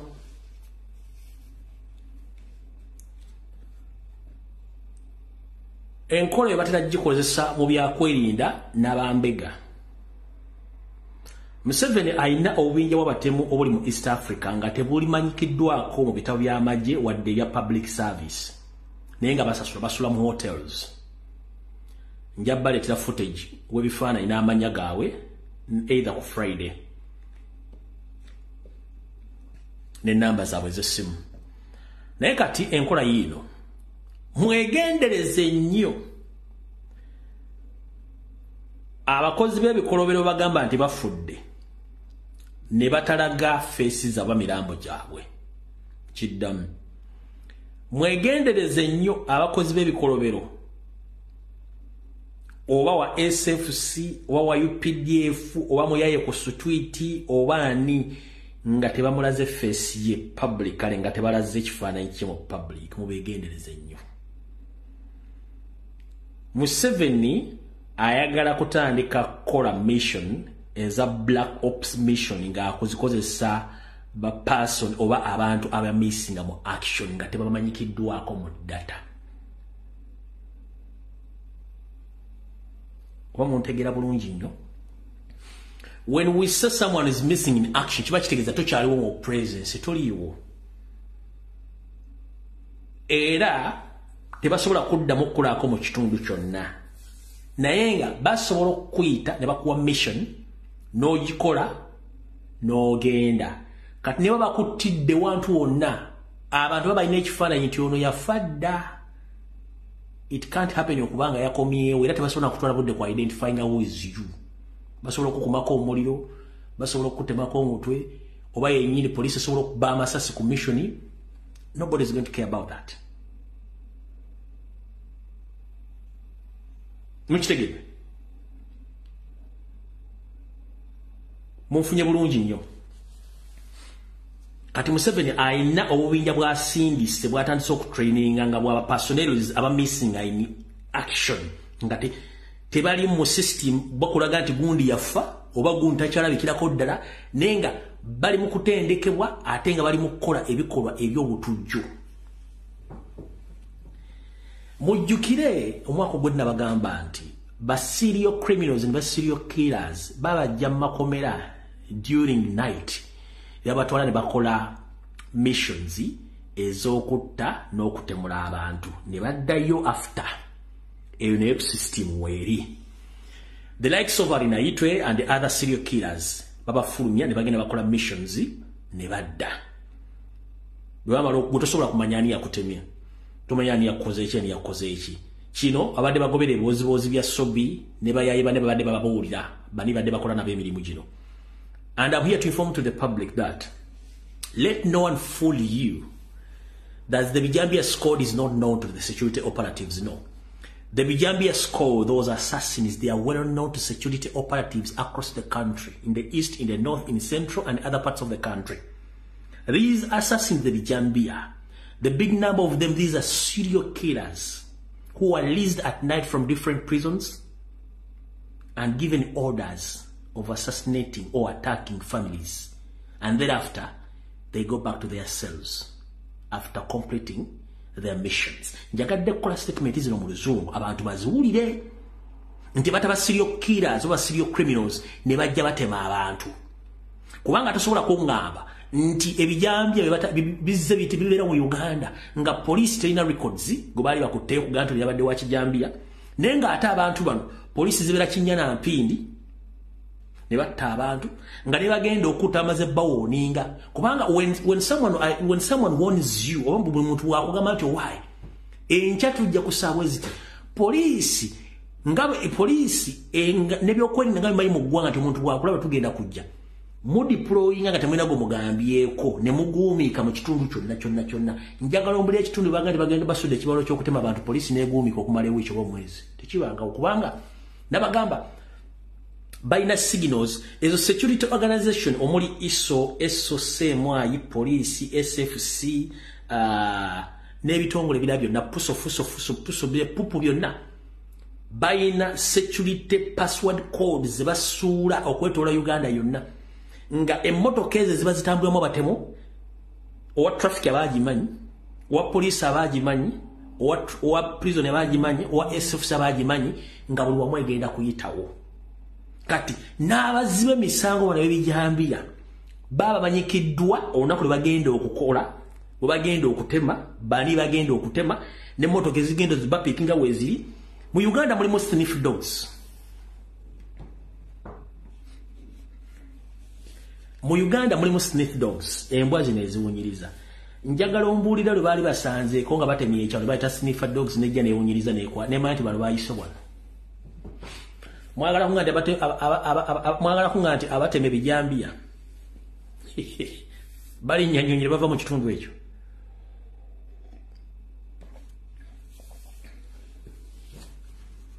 Weyala kunga nti bwewala okutema abantu ne bali nnyanyonyi kamigi ne kabagenda bakapatwala bapikingibwa mu motoka za SFC za manyiza minde zibatwala pyu tuvula tebaleetambwa.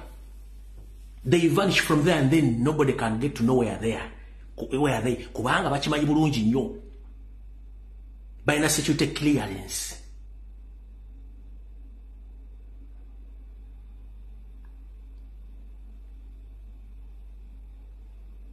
So kati nkugambye mwegendereze nnyo abantu baga nti gundi yafudde ninga twakulaze face ye.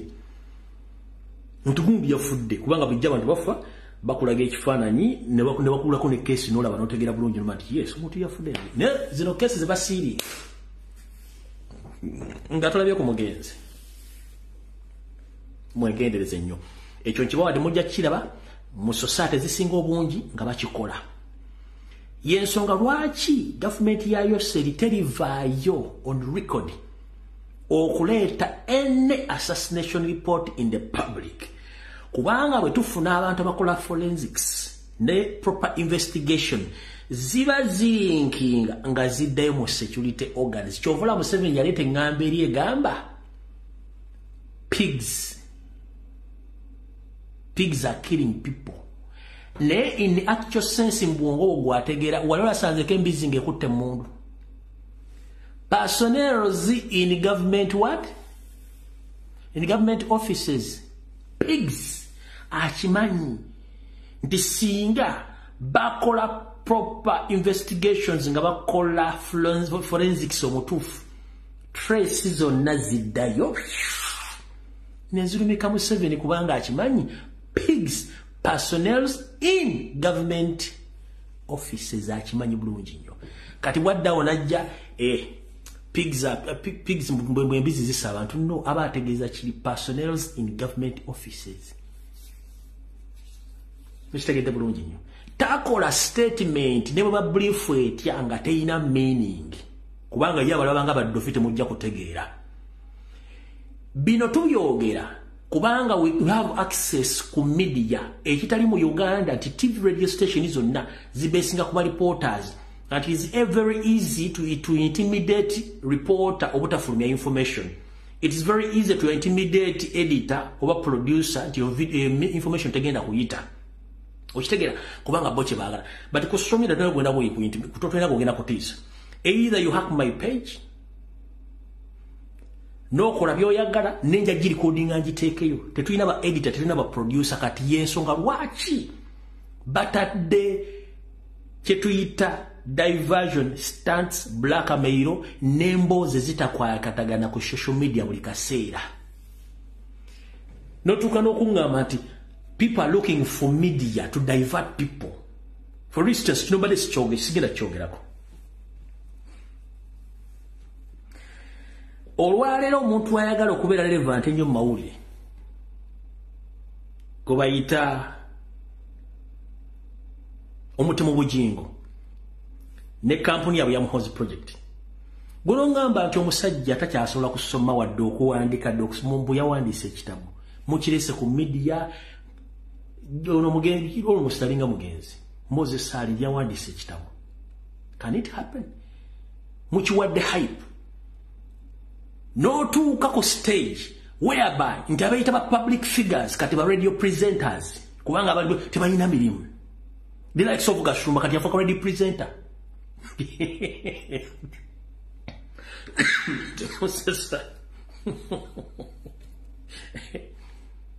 Frank Gashumba kati yafuuka radio presenter is a jobless seeker. Talina mulimu kati yafuuka radio presenter akera ku radio balamu na utokomoko omugambo kubanga talina mulimu. Gashumba singa Museveni yali akwesiga era nga akwagala nnyo. Wandibadde either oli ambassador, either oli RBC, oba oli mu ministry yonna, oba oli ku media center. Naye baakuma omulimu ku media center, baakuma obwa RBC, baakuma obwa ambassador. Kitegeeza tebalina kye bakwetaaza kati watandise genda kulirya kufuuka presenter. Ne weeyita mugomo kubasinga okutegeera mu Uganda.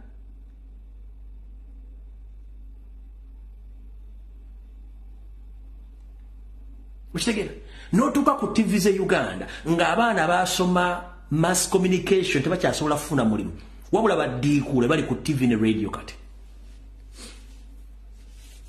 nasoma nina omuntu yasoma aina certificate ye mu mass communication aina diploma mu mass communication obane mu journalism taina mulimu ali kukuba atayaya nenga dikula owapuwa no B ali ku TV alasana ngende geye mazizaawo muwemba nga ne byayogera ku mateeka agafuga TV radio stations mu gwanga tigasobola kumukiriza kubeera adde mu kamera de dakika nejiga ya TV nenga yaliko kubanga bo baagala kujja bantu ba driving kubajja ku kifaananyi kinene eky'eggwanga babateeke ku bintu ebyokusiruwaza obusiruwungo n'okuwemula ku TV tekikyalima tekikyakola mawulire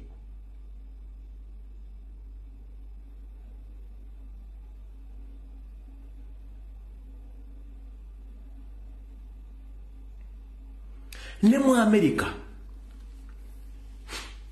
kati kino kansoka ekigoba leto kimanyi Olumerika kubanga bino ebimu baleta mu bitegeera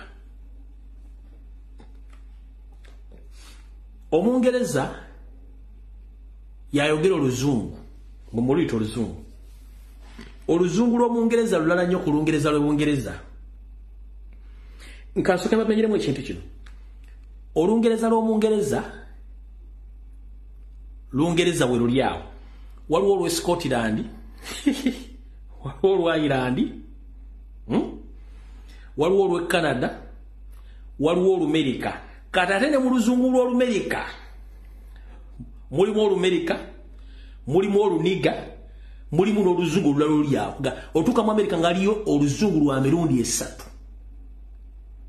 nenga bonna boogera luzungu nenga baawukanya ebigambo n'entegera yaabyo naye mu nnimi ezo zonna ebigambo basinga okukozesa byabuwemu naye kebere TV kebere radio ekimyutinga n'ekimyuting kati mu Uganda osanga radio presenter nawe mulabwe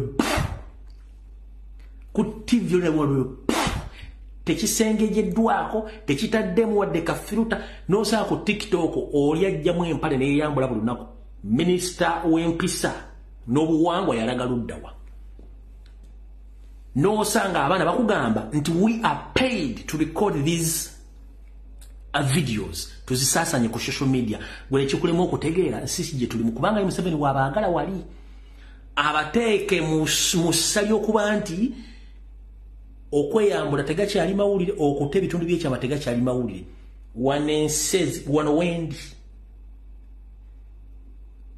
Gogo esobola okulaga buli kintu kyonna kasito tappingamu ekintu kyonna ekirimu ekyobuse kakibe kifaananyi kebere video wifi yo n'essimu ekigigwako gw'okimanyi ne polisi ne bwekusanga n'akatambi akak'omusimu mu Buseegu oyinza okitegeera n'ensendera zibikola ne mu Uganda n'osanga omuntu ng'ayogera ekigambo n'akikubawo nawe mula nga teyamuvunaanye kubanga Museveni waabaagala eyo dictatorial regime ey'aba smart criminals bwe batebagikola.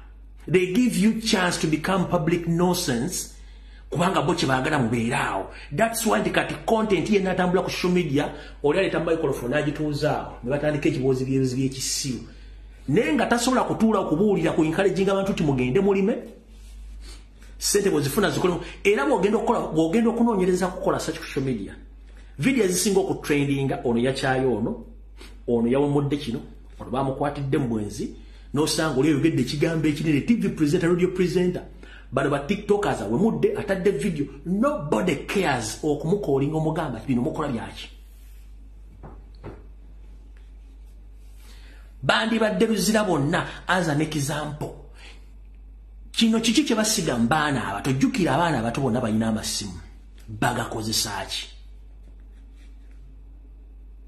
mu America oba mu Bungereza eriyo limit ku smartphones eri abaana abato wadde balina rights omuzadde alina limit ku simu y'omwana kwamukomya n'ebintu byalina okulaba naye mu Uganda osanga omwana omuto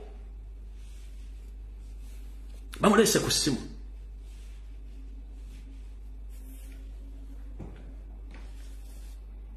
nkugamba eggwanga lya America okuwemula obwomuzi ekigambo lwakiri bakiteeka mu nakaleola naye mu Uganda oli akubbe kino nekitambula ku social media natule ku TV necha naddamu nakiwumula onajja natabutambinga munana yenga kati bamanyira nti ye wawa buseegu nayenga asasula okukola ekintu ekyo kubanga kyebagala generation yebegenderako ekyo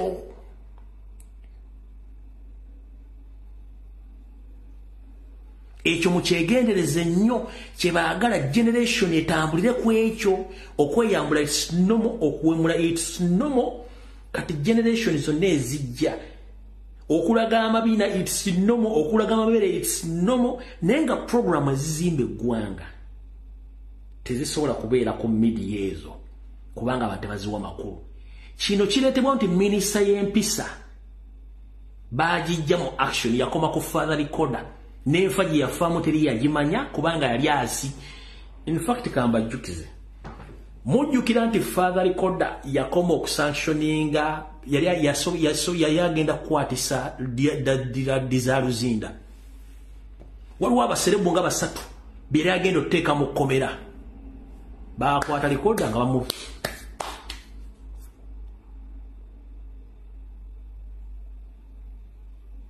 wekyakoma era ministry yakoma ku father recorder mumujjukira bulungi nnyo obutambi butufuukidde obutambi ona alese kano oli najja ku kamera nti nze ntunda bitundu byakyama nga she is very happy oli najja nti nze ndi smart wire nga is very happy. What image do you give to the public, to the young kids, to the young generation? Mbuza ba minister parliament yafuzi chifana chichuno chepowa abana abato ngolese public avuka tebafuka ba smart wire nago muri muguli yawo ginze ntunda bitundu byakyama gwe muri mugwange public alense kimanyi nitega ni social media abana abawalo wa image chi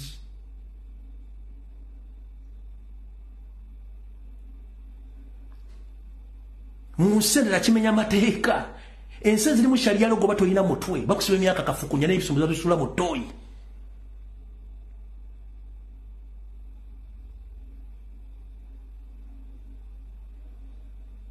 nye kwa Museveni wabagala mubeere mulimena kwogera ku nsonga za byabufuzi ku nsonga zikwatakana ku ggwanga lyammwe ye wabagala awo waliwo abantu abalina okubeera mu kkomera olw'ebikolwa byabwe ebigabibawemula okuswaza okukola mu kimu kye bakola olina ajja ku social media n'atandika okuwemula n'akola kino n'akola kiri naye nga ogenda mubuuza bino byonna obikola kubanga alina state protection ekola ebintu bino genda olize video eziri mu America zonna bamyutinga ekigambo kyonna ekirimu okuwemula ne bugaba mawulire nga omuntu awemudde bakamyutinga lwaki go singa freedom of speech mu America oba mu Bungereza oba mu Europe go gisinga kubanga balina kye ba controllinga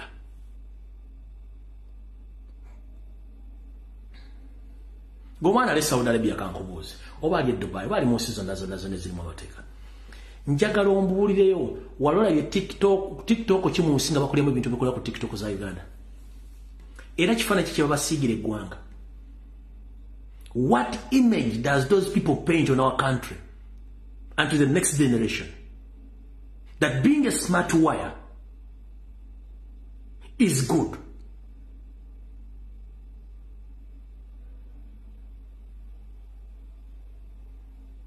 Omuwala yeyambudde mukwate muteke ku police musibe myezi ne wegibese tagenda kuddamu kweyambula nkiddamu kiro kakyogere nga batunuulidde.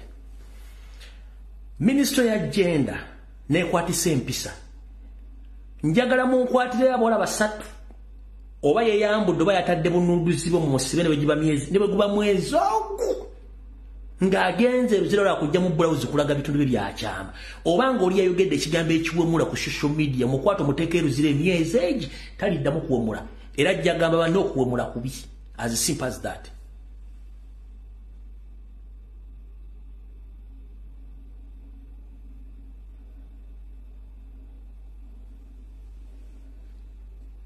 Nebu no jumwenza anze ndi smart wire no sense. Era kyovola banti kati abazadde nda kumulukola so kankoseda kikatano kyovola kati abazadde buno baka bwango busembe ngafundikira video ko muzadde aliyewe nakubira omulago takungula esobe kyusa amaaso nga n'envuba okyusa. Mu ggwanga erya Buyindi lye nali mbaddemu ndimanyi bakola ebikiro n'emisana okutuuka we batuuse. Loan system yaabwe eri between 15 to 35 years period ng'ofuna ssente okukola business. Naye omuzungu bw'akola omuyindi bw'akola business eba family business. Mu process eyo balina ekintu kye bakola baali bangadde bagiyita succession will. Succession will eno engeri gye ba business family business. Tewali ayina buyinza singa nyiri business eyo avuddewo nti yayina buyinza ku bintu bya family byonna no. Ne wabanga muzeyi abadde amanyi nti Lumbuye nti ye muvubuka asinga okutegera amanyi business taba na buyinza bwa nkomeredde obuyinza bw'abaana bonna abalina okuddukanya business eyo. Okitegedde? Yensonga lwaki abayindi babesinga nnyo ku business z'abakitaabo okuzimba business enda kye tuyita okwongerako. Ffe mu Uganda omuntu bw'akola wakasente ne kawera akola kiramu nti Nsubuga yansikiranga. Tamaze kumanya capability ya Nsubuga. Tamaze kumanya Nsubuga is a good leader. Asobola okumanaginga banne. Kati tunjagala tukyusemu ekintu kimu. Mutandika okuteeka abaana bammwe mu nkola entuufu. Temuginya baana. Bw'oba olina faamu otwala omwana oyo ku faamu during holiday time agenda alime. Bw'oba olina business muleke mu business agimanaging. Gw'okoma omubala bubazi abeere ng'akimanyi. Ate njagala mukyusa amaaso. Mutandika okutuula n'abaana bammwe. Mutandika okumonitalinga n'okutuzuula abaana bammwe bitone bye balina bitya. Mutandika okulowooza okukyusa endowooza yammwe nti abaana abalenzi be balina okusikira eby'obugagga byammwe. Abaana abalenzi balina kusikira musaayi. Bloodline. Mu buvunaanyizibwa teri muntu asinga kumanaginga bintu birekeddwa na buvunaanyizibwa nga mwana muwala. Nkiddamu and I repeat this statement. Teri muntu alina buvunaanyizibwa na kuuma bintu nga mwana muwala. Muyinza obutakyusa bulombolombo naye ekyo kimukola okukola ekiraamo nti omwana omulenzi oyo agenda okunsikira oba omuwadde obuyinza bwonna okucunya banne nga tonnavunda mu ttaka. Y'ensonga lwaki wayita emyezi 6 ku mwaka nga biwakolera byonna Nsubuga abitunza bimazeewo nga banne bakaaba. Mukyuse mu malaame gammwe mukozese ekintu kye bayita succession will. Nga tewali ayina monopole ku bintu byolese nga buli mwana yenna ayina obuyinza bwa nga ne bagenda kutunda tebasobola bitunda kubanga buli mwana ayina obuyinza kyenkanyi. Ate ng'obalekeddewo nga starting capital buli omu okwezi n'oboolesa ettaka acres 10 bagambe nti acres 10 awulira ng'akoye ekibuga jjoli kasoliko acres 10 myezi 6 omuggyeko weyongero n'abalala bakozesa ettaka eyo bwe ziba properties nga zabapangisa. Buli mwezi guno omwezi gw'osolooza n'oli n'agenda nga banoonya capital genda okukola business endala kye tuyita succession. Naye tosobola kuddira buyinza n'obuwa omwana omulenzi agenda kutunda buli kimu nga tonnaggwa mu ttaka. Banne baboneebone. Mukyuse amaaso. Ayagala ekyokulabirako kino. Genda onoonye famire y'omugenzi mulwana. Ejja kuwa ekyokulabirako. Wali owuliddeyo lwangoozi zonna? Eriyo n'abantu abalala nga baaleka bakoze nga baakyusa mu nkola yaabwe y'amalaame. Abaana abawala they can manage properties emulese than we boys. Kubanga ffe tulinamu kalika superior complex. Nze mulenzi nja bitonda tera yaŋŋamba no, that is wrong. Succession will eddaame ery'ensikirano kitegeeza nti anyway omusika waafuniramu enkenyero bw'okuyiika Windows nga yebuzabuza ng'asituka anaaba. Bano basigadde balina powers omuga nti sebo pull hold on. We can sit and we choose another person who's going to lead us. Ne bw'omuwa full autonomous obuyinza oba okoledde bwereere. Oba okoledde bwereere. Y'ensonga lwaki nti ogenda okufa otuuka mu lumbe ebintu nga byaweddewo dda n'olumbe ne lubalemu okwaya.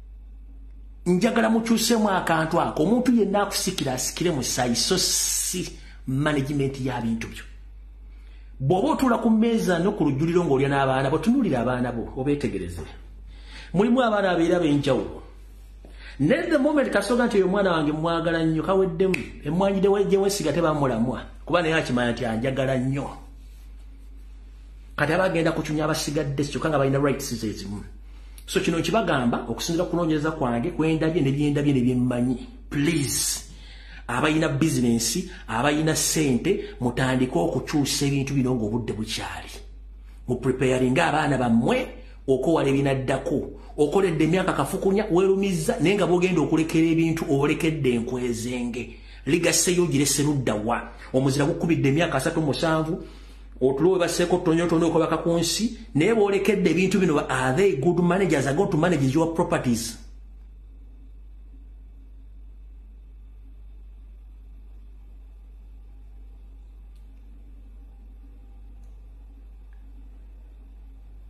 okitegedde kubanga bw'okola kiri ekiramu ky'eggambo ekya succession will ng'abaana bonna balina rights zezimu yenna ava mu kkubo bamuwala avudde mu kkubo naye afunye mulaavu bane bagambira nedda tulina obuyinza kyenkanyi gwe tetukyakusobola katukyuse tuteekeko omulala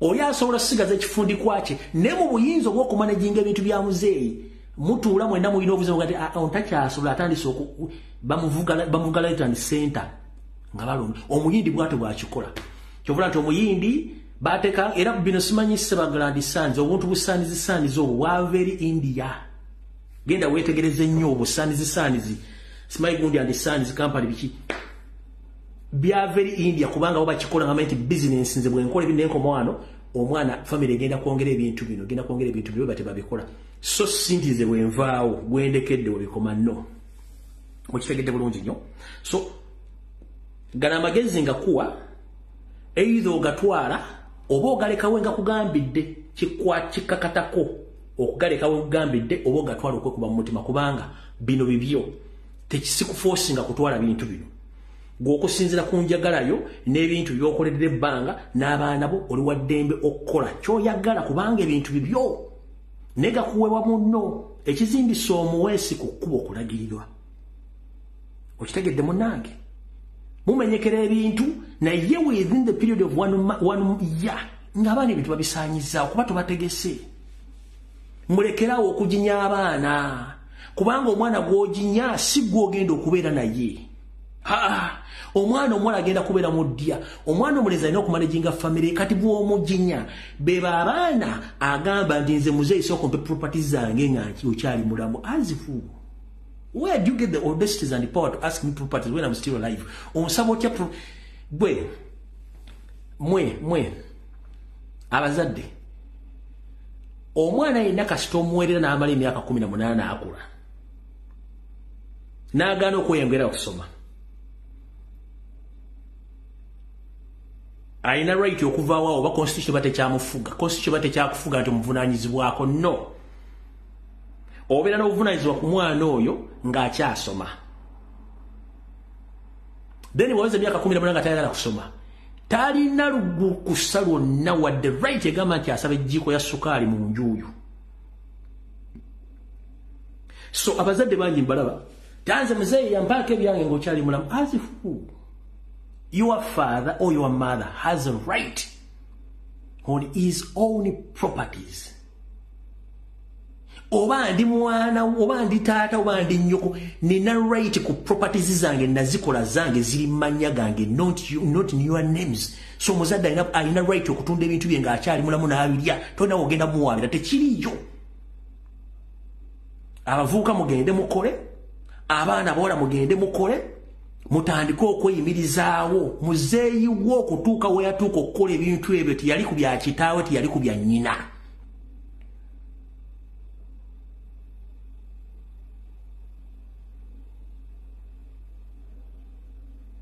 abavubuka mugende mukole kitaawe okutuuka waakutuusizaawo tali ku bintu bya kitaawe tali ku bya nnyina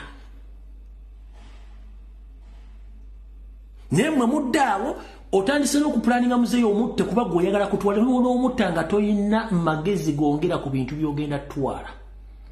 That is a wastage of time. Ekintu kya billion emu ogenda kitunda obukadde 10 gw'okiguziza agenda okufunamu ebyo mbirabye. Bw'oba toyina magezi gana buyinza ku kintu ojja kubba iPhone ya million 7 ogitwale Kampala oli bako emitwalo 30. Omuntu omufiriza million 5 mu emitwalo 7.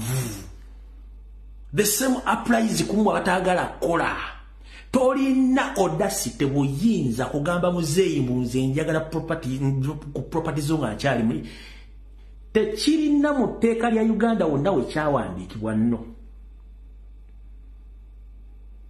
Kino kiva ku bunafu bw'abazadde, laavu nyingi mulaga abaana, so nga ate abaana abo abasinga obungi bo buli lwakulaba ng'otudde awo akulamu y'obugaggabye n'ensimbi mu kifo ky'ogenda okukola. Omuvubuka eyategekebwa n'omuwala eyategekebwa bwe babeera mu lumbe nga bagabana ebintu Yesu nawe oba omuwala he doesn't care, ayina ebibye. Mubadde mu nnyimbe eri omuntu nga yakola ebintu bye kitaawe n'afa n'omuyita oganaga sina kyembyagaza.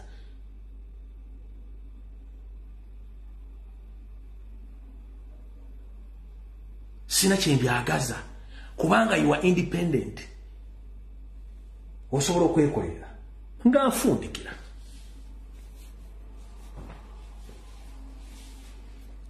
Gwe wenna Munnayuganda ali eyo kimanye nti eggwanga Uganda liryo. Toyinaayo ggwanga ddala. Endagamuntu yo bwetuuka mu gw'omukaaga bajja no legenda kuba eweddeku nga tokyali Munnayuganda. Nejjukira eri abatali Bannayuganda balina endagamuntu empya. Nkuwagaabwa olwaleero. Genda oddemu we wandiise ng'obudde bukyali nga ndabo gye simufungize nkiddamu. Oba endagamuntu yekyaliko mpaka mu gwa mukaaga oba jjano genda oddemu we wandiise ng'obudde bukyali.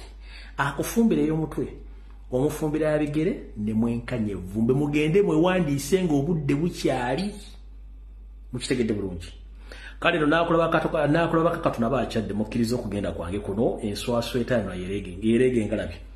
Munansonyi weewe ekiroboozi kino senyiga yankutte ate mbadde nnina okujja. Kale no tusinkana ku Rocktown sawa zijja kuba 2 bwe naba seyongedde kulwala mukama bankuumire atakomera mpeera. Anaba afunye mu video eno ng'ogifunyemu ekyamagezi mukama kukulembere. Nawe anaba tagifunyemu kyamagezi era mukama kukulembere. Nenga buli muntu woli mukama kuume mweraba.